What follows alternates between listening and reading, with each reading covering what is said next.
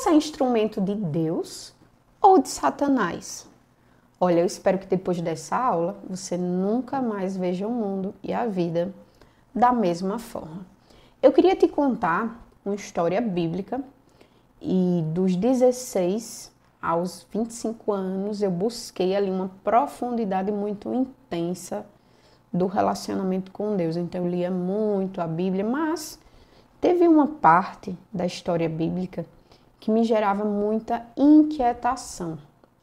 E eu demorei muito, eu confesso para você, a compreender isso, que é a passagem de Jesus no deserto. Antes de contar essa história, eu gostaria de dizer para você uma coisa que movimenta a minha vida.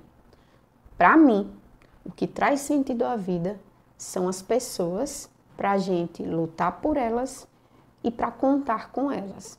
Então, não acredito muito que vale a pena você estar em um palácio cercado de luxo e solitário, sem ninguém. Muitas vezes é melhor você estar numa maloca, numa choupana, mas cercado de pessoas significativas na sua vida. Então, este é algo que movimenta a minha vida, que me direciona, que traz sentido.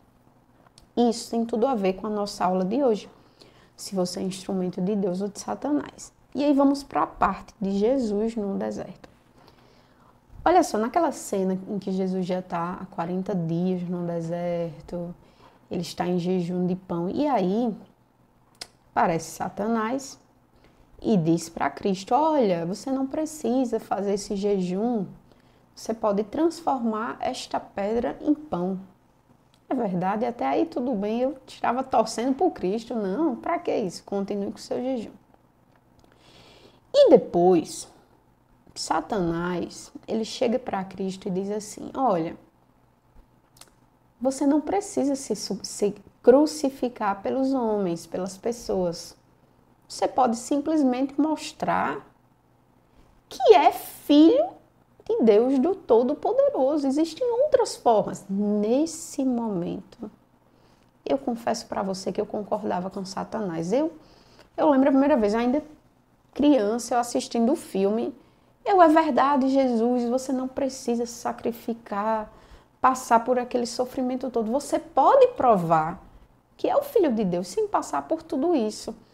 Eu assisti o filme, eu chorava no filme, no momento da crucificação, eu ficava angustiada. E eu confesso para você que mesmo com a ressurreição ainda ficava, rapaz, mas Jesus não precisava passar por tudo isso. O que é que isso tem a ver com você, comigo? E qual momento eu entendi a profundidade dessa mensagem? Jesus, ele tinha ali um propósito, uma missão. E parte dessa missão, toda missão tem um início, um meio e um fim. E essa missão ela era concluída com a crucificação. Então, se Jesus ele não fizesse a conclusão de tudo aquilo que o Pai, que Deus determinou, ele não seria ordem, ele seria caos. E aí, como eu sou analista do comportamento, toda reflexão em algum momento eu vou trazer isso para a vida, para os relacionamentos. E aí eu faço um questionamento. Quantas vezes na vida, no trabalho, no amor, na família, nos amigos, você começou a ser instrumento de caos, de desordem, como Satanás? Exemplo, digamos que a pessoa parou de beber. Ela parou de beber e aí tem um amigo que diz, não, tome só um. Ou você está de dieta e sua melhor amiga, as pessoas, ou você fica chamando a pessoa que está de dieta para comer algo extremamente calórico.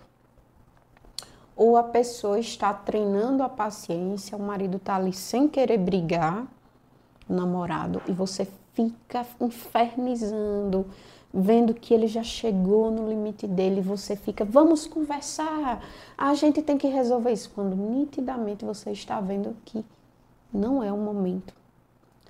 Neste momento você está sendo instrumento de Satanás. E sem querer, sem perceber, quando a gente não tem clareza do nosso propósito, quando a gente não tem visão de quem a gente quer ser, a gente pode acabar sendo instrumento de Satanás. Eu mesma, criancinha, concordava com Satanás em algum momento ali que Cristo não precisava se justificar, claro, com inocência. E depois eu entendi que Cristo, ele precisaria cumprir o propósito dele e o sofrimento fazia parte da missão dele. O se crucificar, se sacrificar. Então, quando você entra nessa jornada para ser uma mulher sábia, uma mulher que tenta ordenar a vida e que tenta entender o ordenamento e respeitar o ordenamento que os outros estão dando à vida deles, você é um instrumento de Deus. Quando você é uma mulher caótica, que desordena, que só critica, que só reclama, que fica induzindo a pessoa a apresentar a pior versão dela, você está sendo um instrumento de Satanás, você está sendo uma mulher caótica. Acredite, a partir do momento que você vê cada um dos seus comportamentos como um instrumento de Deus, um instrumento de Satanás, você passa a se policiar mais, você passa a adotar posturas de uma mulher mais sábia, você fica menos caótica, que é esta a proposta da nossa comunidade.